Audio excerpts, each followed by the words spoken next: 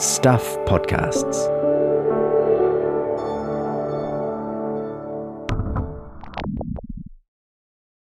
Previously on the Commune.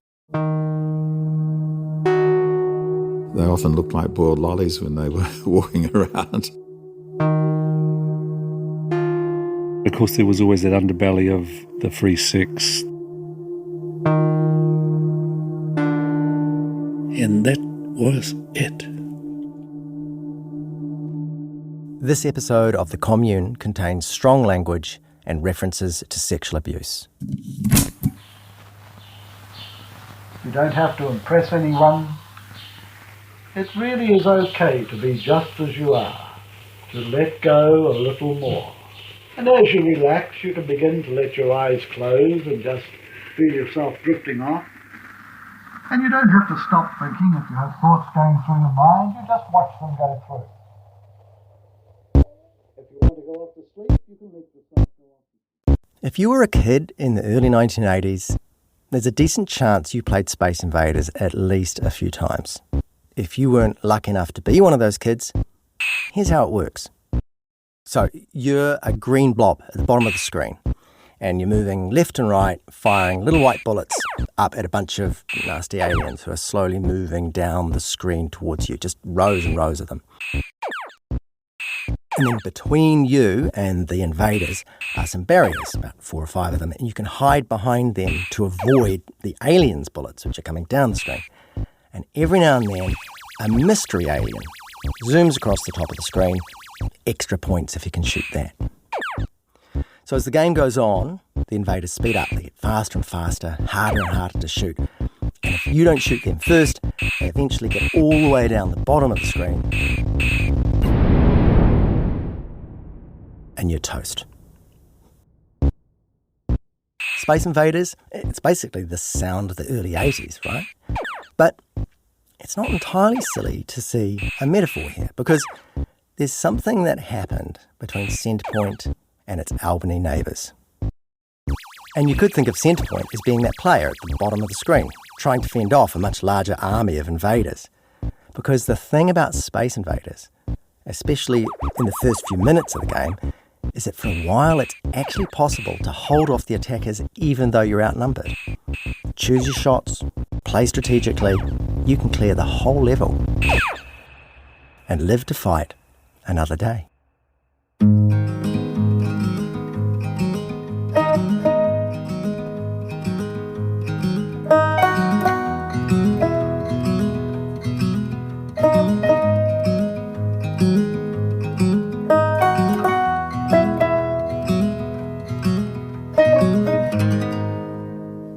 I'm Adam Dudding, and this is The Commune. Episode 5, Invaders.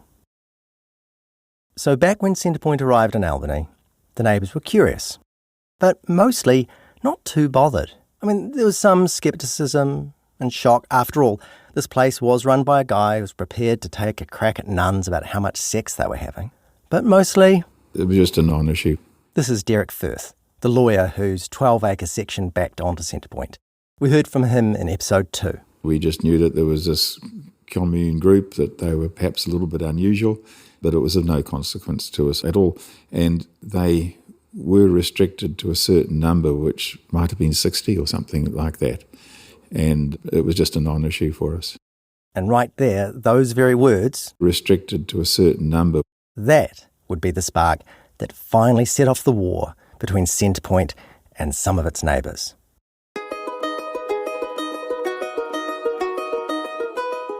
Very simply, they applied to the council to be able to expand their numbers beyond whatever that original number was.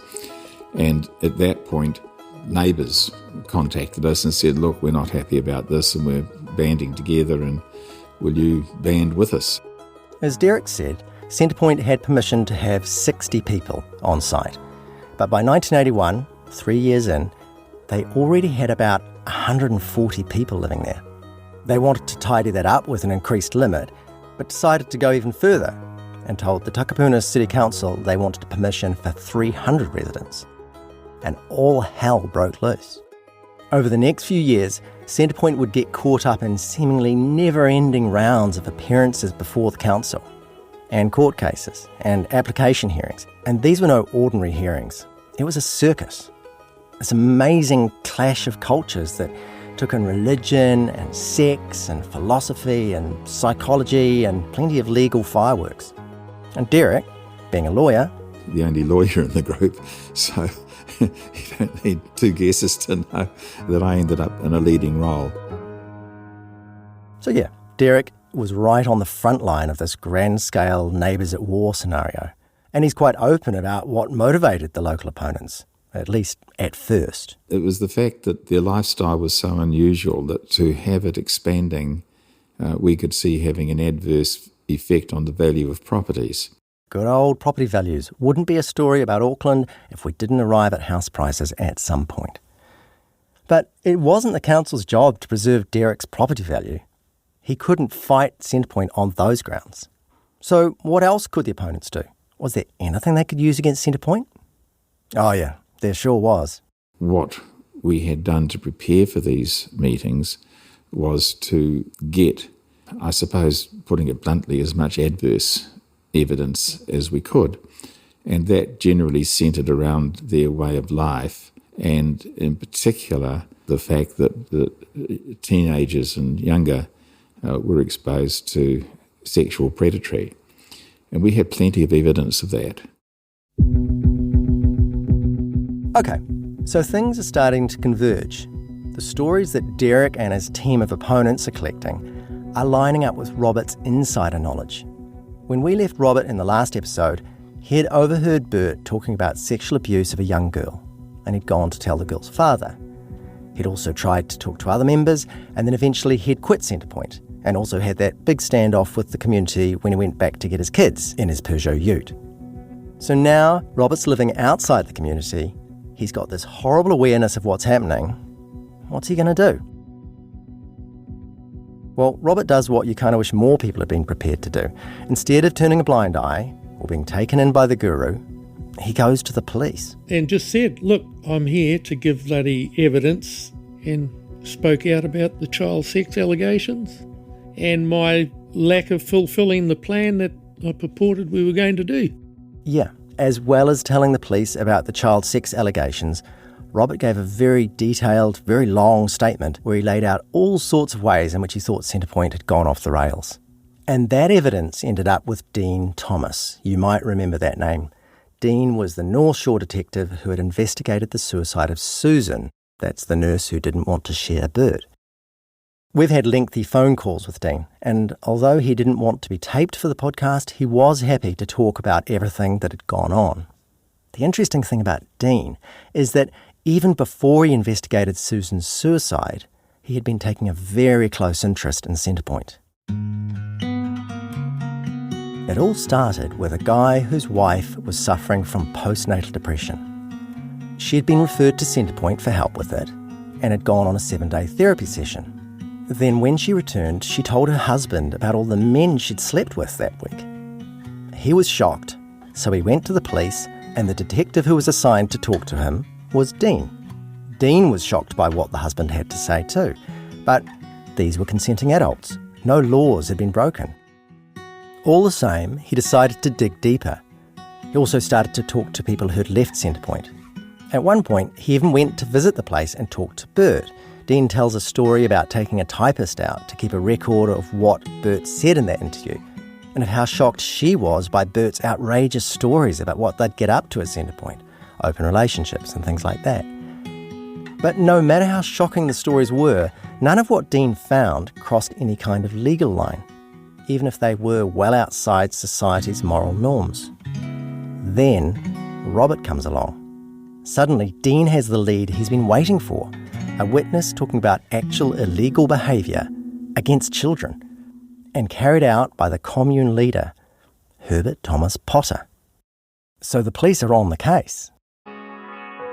Dean is ramping up his investigation, and Ray Van Bainen, that young North Shore cop who bought his veggies in the Albany Basin, he's also hearing things. I was getting information separately to what Dean was doing, and I started to pull things together because I had the drug portfolio for the Takapuna North Shore area. at that time.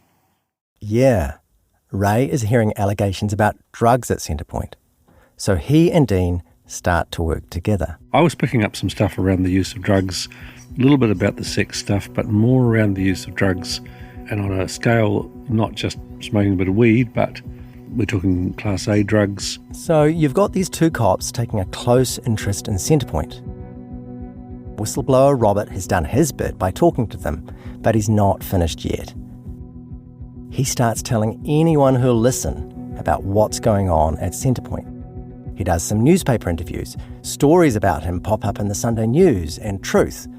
Back in the day, those two papers were probably the closest thing New Zealand had to a British-style tabloid press. And you can tell because the headlines were things like Kitty sex cult exposed and sex shocker being probed. Anyway, for a while there, Robert was a sought-after interview. There was an Aussie TV crew came over and interviewed me in front of my fire. And then I ended up doing an interview with New Zealand TV, and it was a woman who was interviewing me, and I remember it quite classically because she spoke like this, but when she interviewed you, she was so differently spoken.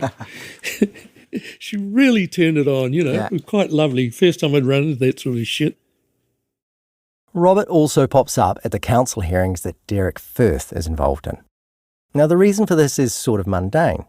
Robert knows all about the water and pipes and stuff at Centrepoint, and one of the hearings, it was all about the water and pipes and stuff at Centrepoint. And as much as Robert was appalled by the sex abuse, he was also pretty pissed off about the Centrepoint infrastructure. He had been involved in initial discussions with the council. He made promises on Centrepoint's behalf about how they'd stop effluent, human shit, from ending up in the creeks. And then one day, this is all before Robert quit the Commune, of course, he discovers that behind his back, Bert thinks he's found a better way to deal with the drainage, involving gelignite, jelly. So, one time, Robert has been away and gets back to discover... And here's Bert in with a commercial driller, drilling down, getting down a fair way, and then dropping a few sticks of jelly in there and blasting it, just shattering the ground, trying to shatter it so that it would pipe down to Lucas Creek, of course, see? But it didn't work. Robert turns up at the council water hearing and blows the whistle about that. But once he's done with water, Robert kind of goes off script.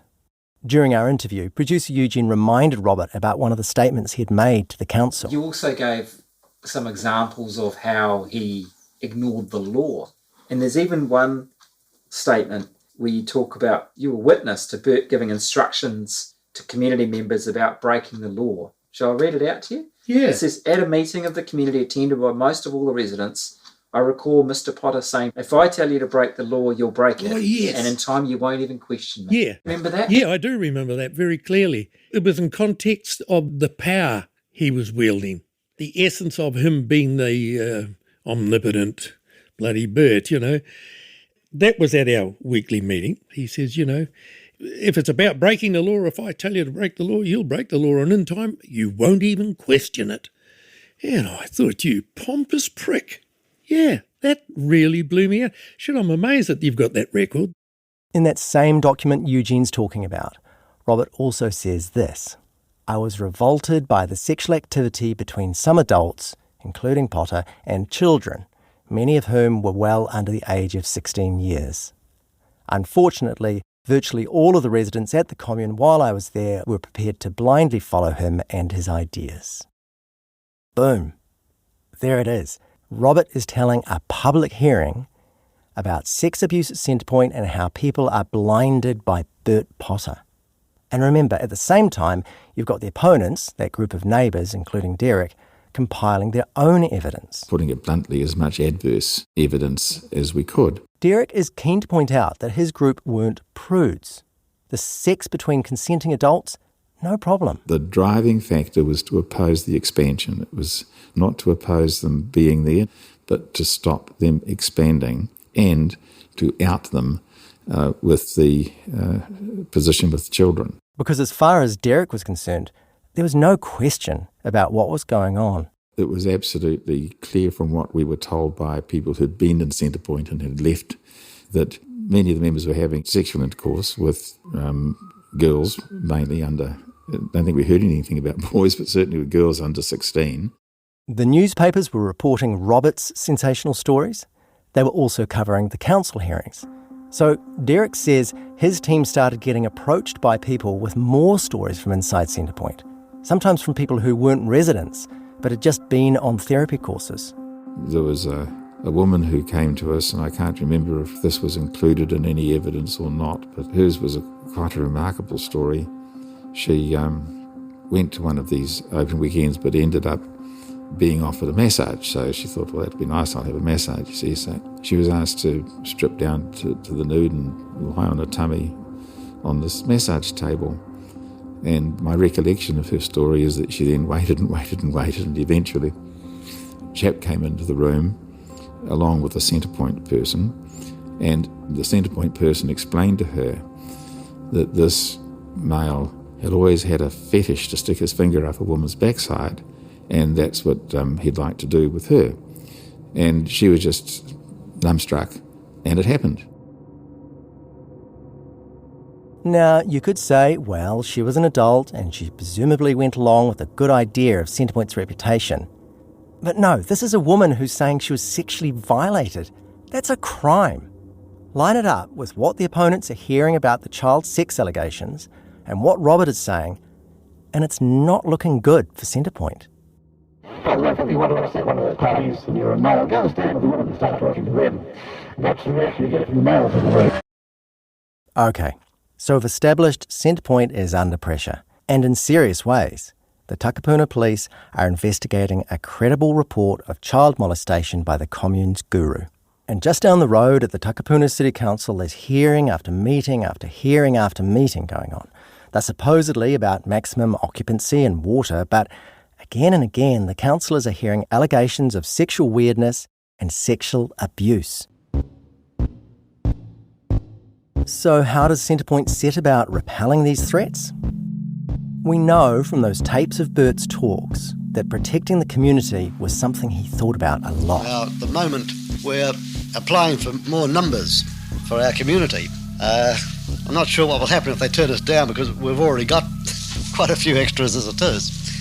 On the tapes, he talks quite a bit about various plots and schemes, some madder than others. I've said that, the Jim Jones thing with cyanide is old hat. We don't want to try that one, but I do still keep in the back of my mind that we should all trot off down to the council chambers with a little bag full of gelignite and a fuse in it, and blow the whole place up. That would be far more spectacular. That would even get the headlines in overseas papers. In fact, we'd be famous for several months out. In fact, if one of us, perhaps me, could stay alive, we could sell the book rights to it, I'd make a fortune out of it. Nothing like joking about a mass murder-suicide, eh, Bert? Or making other blowhard claims. Otherwise, we're going to have a second sort of Northern Ireland on our hands, and that's going to be rather fun. Mostly, though, Centrepoint engaged in the age-old tactics of diplomacy and what I guess we'd now call community engagement. They sought letters of support from local schools, went along to local meetings, that kind of thing. And they used one of the oldest tricks in the book. When you're faced with adversity, it's always a good idea to drown your opponent in paper. One of the great things about local councils is they're obliged to keep all their records, which means that we were able to go to the council archives and read some of Centrepoint's tsunami of paper. It's quite something. Centrepoint had two main lines of attack. They commissioned all sorts of official reports to bolster their claim that they should be able to expand. So, environmental reports and water and sewage reports and data-backed arguments about the positive economic impact Centrepoint had on the local community and wider afield. So that was the straight bad stuff. Then they commissioned some more out there reports. One of those was called Centrepoint, the social, cultural and moral threat. It confronted some of the allegations against Centrepoint head-on, trying to show that they were a load of old nonsense. It poured scorn on claims that a couple were seen having it off in the nursery where members of the public came to buy plants. The report did acknowledge that, yes, from time to time, people did garden in the nude. And remember, what's a commune without a bit of nude gardening, right? Anyway, yes, the report acknowledged that might be the case, but the only way the neighbours could know this was if they were using binoculars. And if they were doing that, that was their problem, not Centrepoint's. In fact, that particular claim, that neighbours were perving on Centrepoint through binoculars, was specifically levelled at Derek, the neighbour and lawyer leading the charge of the opponents. So we asked him about it. I remember someone saying that about us, me using binoculars, but first of all, I'm not sure I even owned any. I certainly didn't use any, and no, it's never happened. So there you have it, an official denial. But that's the thing about this particular report, Centrepoint, the social, cultural and moral threat. It splices articulate arguments defending Centrepoint with very specific denials of some very specific allegations about the Commune. And then it just lobs in these counterattacks. It's the neighbours with binoculars who are the real pervs, as if to throw people off the scent. It's very clever. And who wrote it? Well, not just wrote it, but was also prepared to stand up in front of a council hearing and deliver it, defending Centrepoint's honour. I kind of had this mousy presentation. I don't know how I got to get the task. That's right, Barry, the quiet, watchful pioneer. But I can remember everyone, all the Centrepoint people sitting in the room listening. It kind of went across really well and powerfully, and I delivered it quite well. And the sort of like, oh, we didn't know you could do that. Do you remember writing that? I don't remember the detail of what I said. I can feel the kind of energy with which I was delivering it. You were having fun, yeah? I guess it was... I'm not a great person at having fun. I guess I felt like I was more on a mission, saving... I was the one that could put this together. But as much as she giggles about it all now, there are things that Barry looks back on and cringes. There's this one bit in her report where she defends having sex in front of your children. I suppose this was just the way Bert was presenting it at this stage, and so I would have been in true believer mode. It's hard to describe the sexual revolution of the 70s and just how everything was okay. And so I can't remember having any conflict inside myself in saying that. But it's horrifying now. And then there's something that really stands out when you know what we know now. In the report that she read out to the hearing, Barry writes, "What about the latest story I've heard that 8-year-old Centrepoint children have been taken to the Auckland VD clinic? This is patently untrue. When we talk about child sex, we do not advocate adults having intercourse with young children." She goes on, "So what is the right response to a story like that? If we laugh because it is so ridiculous, we are showing lack of respect. If we explode in frustration, we are offensive. If we ignore it, we prove our guilt. If we try to take it to court, there is no known originator to the story." Here is Barry, flat out denying, in a public forum, that there are issues with child sex at Centrepoint. The same Barry who has seen the incident with the girl on the lawn. The same Barry who has seen a mother crying in the shower as her young daughter goes off to have her first sexual experience with Bert. How can Barry deny it? Because... You clearly did know at that point. So how did that work? Because you were denying, there's believing, but there's also that was lying. That would have been straight out denial, because the lawn incident would have happened before then.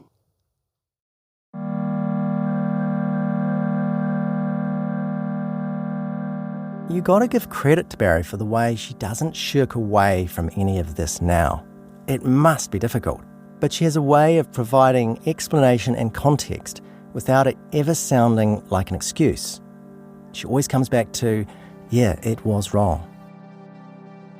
Barry explains that around the time Robert went to the police, things settled down a bit, at least out in the open. There wouldn't have been any more lawn incidents, anything public.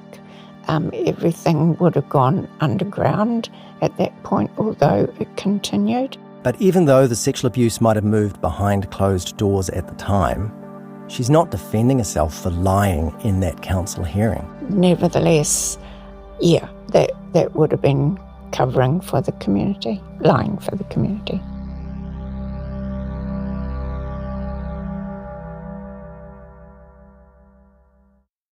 The Centrepoint pushback against its various opponents was multifaceted and sophisticated. One of the big tricks during this rolling series of battles with the council, one of the most effective ones, Centrepoint declared itself a religion. They'd realised that if they were a religion, they'd have more leeway around land use. Basically, if you're a religion, you can have more people on site. Those were the rules. So Centrepoint set about pushing the case that they were, in fact, a religion just like Buddhism or the Hare Krishnas or the Methodists or Catholics, for that matter. They even lobbied the government statistics department so when people filled out the census, they could opt for Centrepoint as their religion. The other strategy was to get Centrepoint members to deliver personal religious statements to the council. In those council archives we've seen, there are page after page after page of people's testimony that Centrepoint is the one true faith and Bert is their guru. Having lived around Bert now for a number of years, I accept him as my spiritual leader. He can be compared to a church minister, but for me, he is more than that. For me, Bert's an important part of my religion. He's the mirror I keep coming back to. A mirror that strives with total honesty and openness towards the goal of relationship between the unconditional devotee love. and the guru is predicated on my belief that Bert is a specially gifted spiritual teacher. If that sounds like garbage, that's because it is. On the Bert tapes, you can hear he's not even trying to hide the fact that the claim to be a religion is a cynical ploy in their battle with the council. We're applying for a maximum of 300. And to get there, we have to get round the town planning in some way. And one of the things that's come up is that if we are a religious body, then we get conditional use for this property. Barry also did her bit as editor of the Centrepoint magazine. She pulled together an edition that was all about Centrepoint, the religion.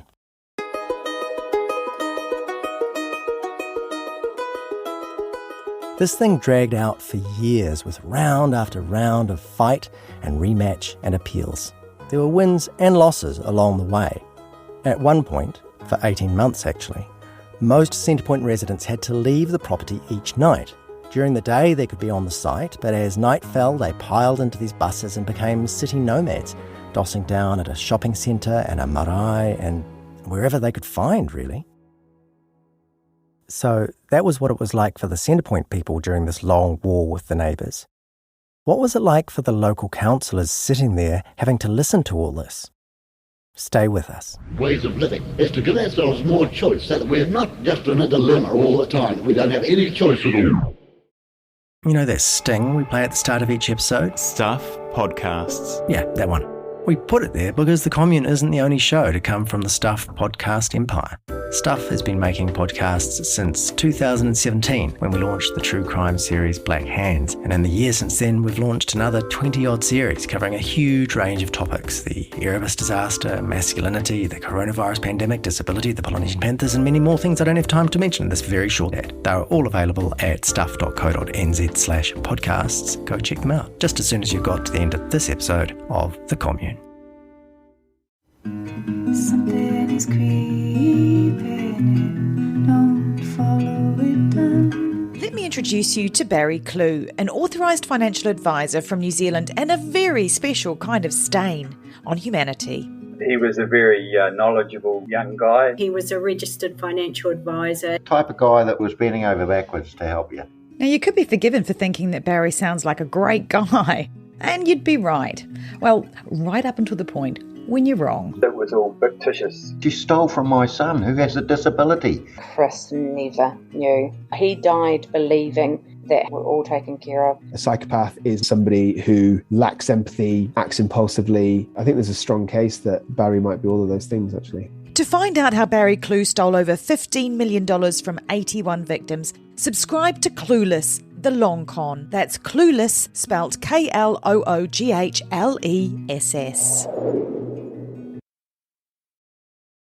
Now, I have forgotten something, Eugene. I actually had a pad and paper, Yes, there, sure. and my glasses, where I was going to jot down. On the table there? Yes, where I was going to jot down. We've popped round to Wyn Hoadley's house. It's a long time since she was the mayor of Takapuna, but you can hear she's still got an air of authority. Could we not do that, please, Steve? Her husband, Steve, is trying to take a photo of us all set up with our microphones. Nice to memorialise these things. But now is not the time because Wyn says so. You're most welcome to sit and listen. We're here to talk to Wyn about the Centrepoint hearings. I was elected to the Takapuna City Council in a by-election in 1981. I became chair of that council's planning committee in 1983 and became mayor of Takapuna City in 1986 until 1989. During that time, Centrepoint was very much an issue, was very much, an item in the news. She sat on those hearings, and we wondered what it was like, not just as a witness to this circus, but as a participant, and one who knew council hearings inside out. Could you see for yourself, this is pretty unusual for a council hearing? How can I answer that, Adam, without sounding grandiose? I knew everything about hearings. I am a political scientist. My specialty was local government. Oh, well, there you go. Okay. And so, yes, I knew what to expect. Oh, I'm going to have to tell you to not play with that because it goes through the microphone. I knew what to expect, and I will keep my hands to myself. However, the interest and their level of concern was new to me. Now, remember, we met Wyn briefly in episode 2, when she told us that the thing the Centrepoint community had going for it, in her mind anyway, was that it was a defence against development of the Albany Basin. So here was this trust doing a whole lot of creative things, not chopping down the bush, but enhancing the area. So they totally fit the bill as far as I was concerned. I thought they were actually quite great, just between you and me at the time. We should clarify when Wyn says they were quite great. She's talking about the way they protected the bush. There was a lot about Centrepoint that she certainly did not think was quite great. One thing was the way that members were forced to give up their possessions to join the Commune. I thought that was bizarre. People giving up all their possessions, their grandma's jewellery. I sincerely hoped that they'd given some of it away to the family before they did this. I felt that it was extremely reckless. But it's not like Wyn was a prude or against people trying out alternative lifestyles.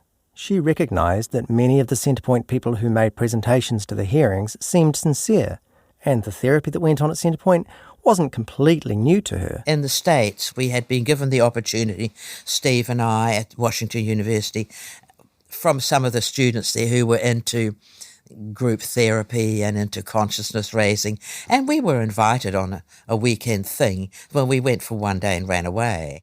Okay, we needed to know a bit more about this.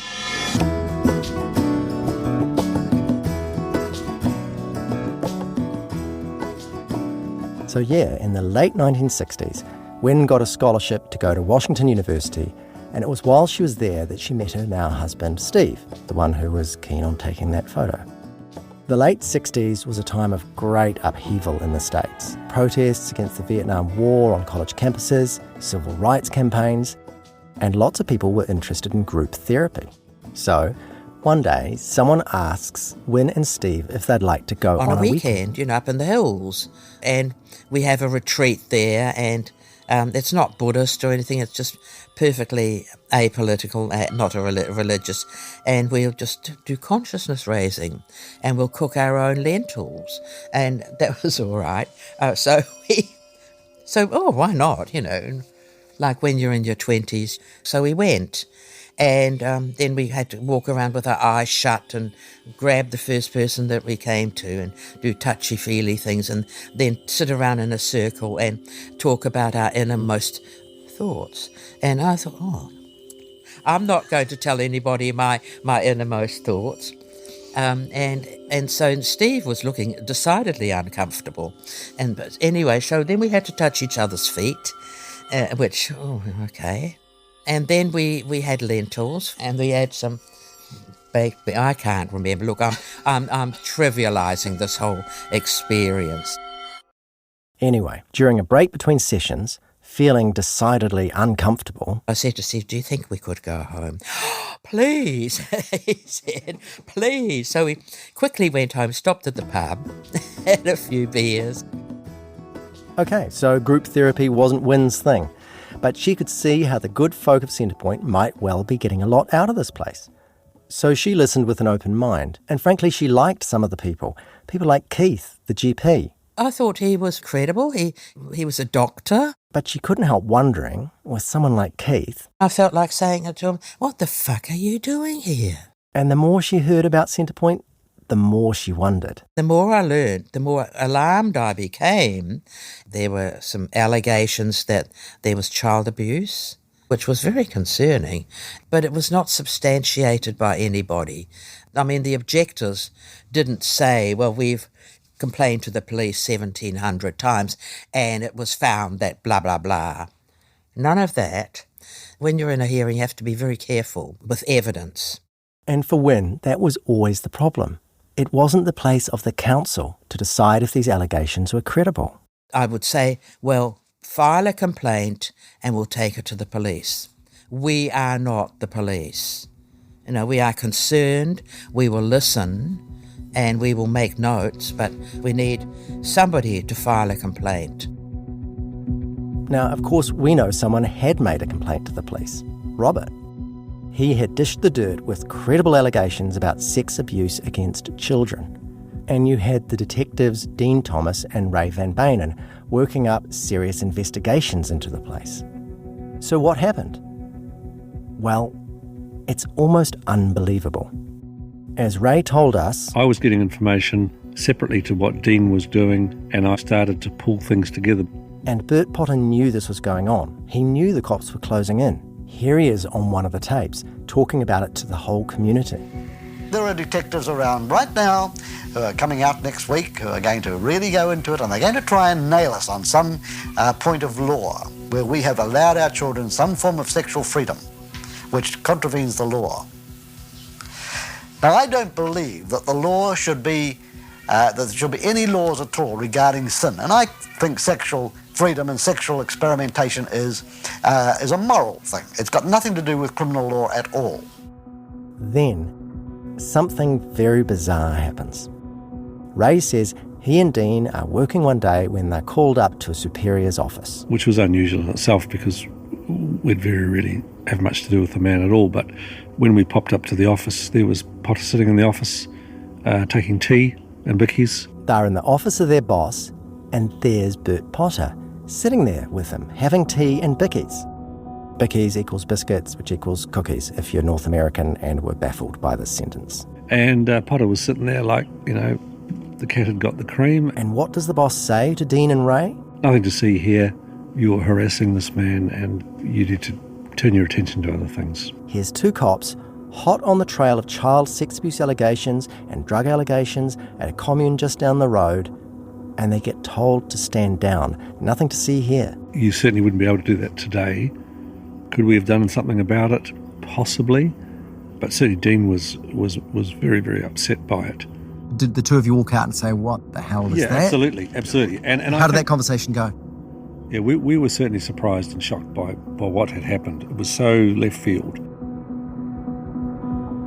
Ray didn't take kindly to this order from above, so he kept trying to work his Centrepoint sources for more information. But things dried up.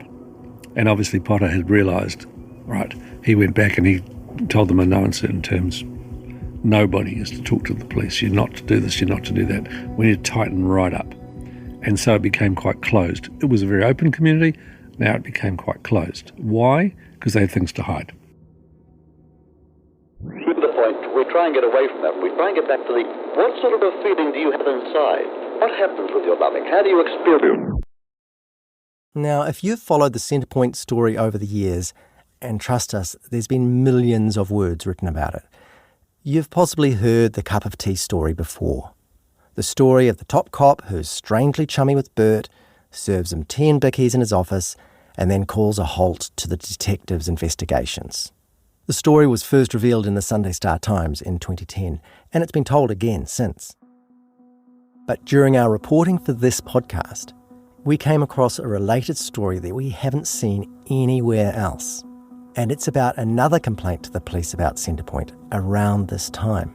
We've spoken to someone who was a child in the early 80s, and back then she told her mum about a friend of hers, another young child, who was being sexually abused at Centrepoint. The mother went to the police about it, told them about what her daughter had reported, and the cops, they went and interviewed the daughter about these very specific allegations involving this other girl.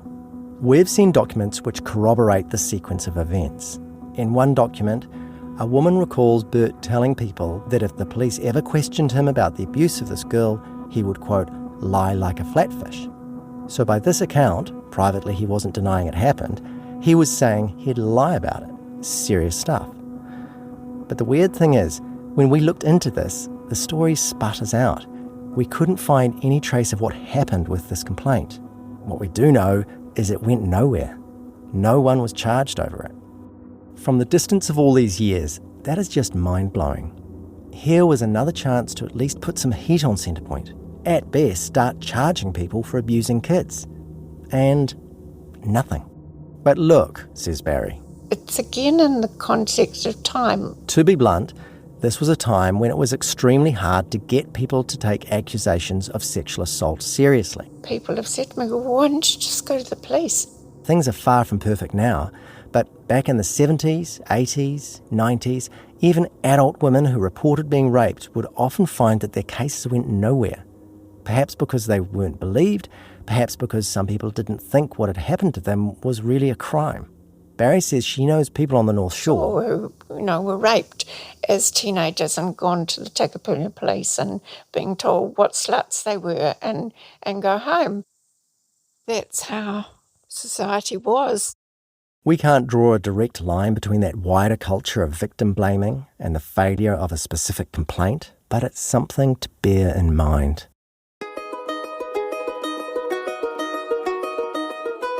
There's something else too, which in other circumstances you'd think of as a good thing. An attitude of live and let live. I think there was a great reluctance to criticise Centrepoint from a large segment of society who believed in tolerance and being forgiving and letting people live their own lives, especially back in those days. This is former journalist Philip Alpers. I think New Zealand's clearly addicted to that, to trying not to be unfair. And I think that was the main attitude to Centrepoint. It was certainly mine. In the 80s and 90s, Philip was a New Zealand television institution. He was best known for the popular consumer rights current affairs show Fair Go, chasing down people who'd ripped off old ladies or sold dodgy cars, that kind of thing. And for a while in the 1980s, he also worked for another program. One day, the producer of Credo came to see me, a religious program, and asked me to do a couple of shows for them. I said, hang on, you do realise that I'm an atheist? And they said, yeah, we want you to look at alternative beliefs. And so I chose Hare Krishna first and then Centrepoint, because they were both then in the news. Philip did his story on the Hare Krishnas, and then he went straight along to Centrepoint next. Which was a blast, quite a contrast, but in another way, quite similar. He spent a lot of time at Centrepoint, observing and recording what was going on. He distinctly remembers the day he first rolled up to the place. It was very early in the morning, and I'd been told that Bert was up in one of the long rooms, which was full of people who were still in bed or just getting up. And I noticed a bit of activity at the far end, but as I started to tell the closest person why I was there, a voice came from the far bed, you must be the man from Credo, come on over. So as this couple in the corner parted, I introduced myself to Bert and to his wife Margie, and I sat down beside their bed for our first interview. So yes, Philip is too polite to say it crudely, but you heard right. Bert was uncoupling himself when he first spoke to Philip for the Credo documentary. Anyway, apart from that, what were Philip's impressions? It was a very intimate, busy place. The adults and the children were packed pretty close in the long rooms, and the activities, the sounds, the smells were all communal. It wasn't all that different from a room full of Hare Krishnas, frankly. The smells were different. In the main, Philip found the place to be a bit of a refuge for many people. I quickly realised that a lot of the people had been looking for a Centrepoint for a long time. It was just right for them. It was the perfect place. And there were people there with emotional and mental problems. There were lots of singles and especially young solo mothers with children. I saw a lot of joy in their having discovered this place and they're enjoying it so much. It was full on emotionally. Anger was expressed quite easily. Love was expressed very easily. There was lots of sex. But they weren't there for that reason, most of them. I think most of them genuinely were there for the lifestyle and for the food and the company, and it was a huge family. And by and large, it seemed to work pretty well. So far, so good. But what about the child sex allegations? Did he see anything? I heard no rumours of sexual contact with children. The Centrepoint, as I got to know, would have fled immediately if they believed that there were drugs for supply, let alone child abuse. Now remember, as Philip points out, he wasn't there with his hard-nosed current affairs hat on, digging around, investigating, undercover, or anything like that. He was filming a religious program. And by the way, he wasn't particularly convinced about that aspect of Centrepoint. I don't think it was any more based on reality than mainstream religions. I saw Bert as a friendly, charismatic guy with a following, and his philosophy sounded knowledgeable, but his talks didn't seem to go anywhere. And, there's no doubt he acted like a messiah, but with the difference, perhaps, that he'd anointed himself in oil. He had all the characteristics of a good conman. I dealt with a lot of conmen on Fair Go, and the thing about conmen is they have such excellent social skills. I came to like a lot of them, and he had a lot of smarts when it came to gaining the confidence of people. And that's the mark of any guru, conman. The reason they succeed is because they gain the confidence and the love of people. So to Philip's eyes, Bert was a bit of a con man. The religion was meh, but he didn't see anything dodgy going on. And so he came away thinking, I was interested in a lot of the differences I saw at Centrepoint. It was obviously just the right place for many of the people who were there.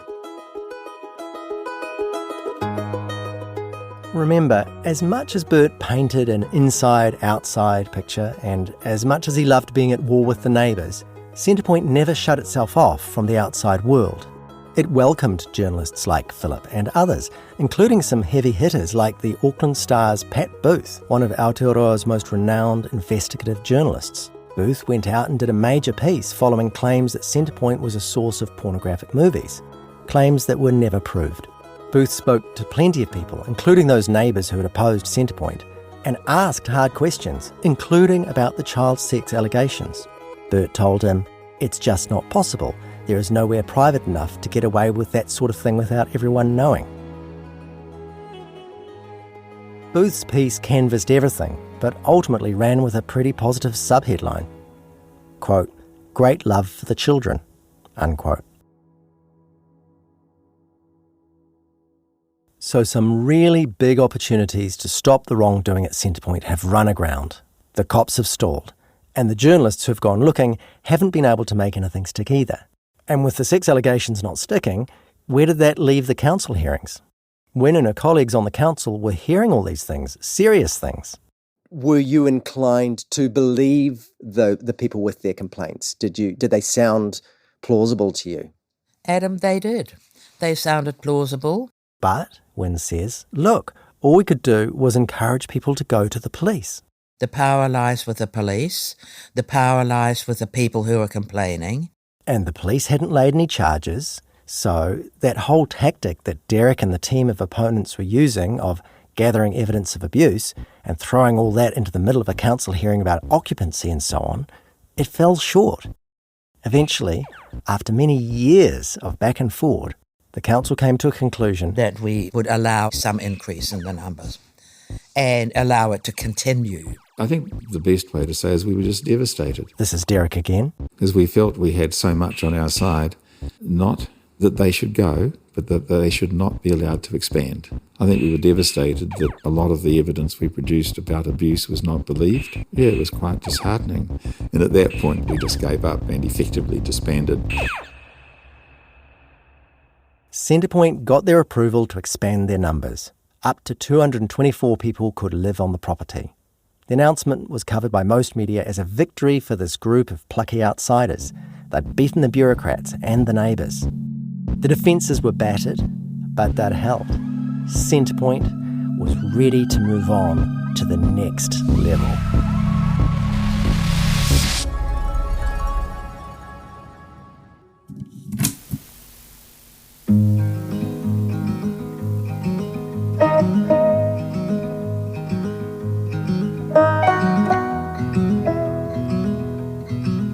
That was episode 5 of The Commune, a Stuff production. And seeing you've got this far, hopefully you're enjoying it. So, you know the drill. Please feel free to jump on the Apple Podcast store and leave us a rating. 5 stars would be great. Or even better, a nice review. The Commune is written, researched and produced by Eugene Bingham and me, Adam Dudding. Mixing by Andrew McDowall of Digicake. Music by Audio Network. For more information about the show, head to stuff.co.nz/thecommune.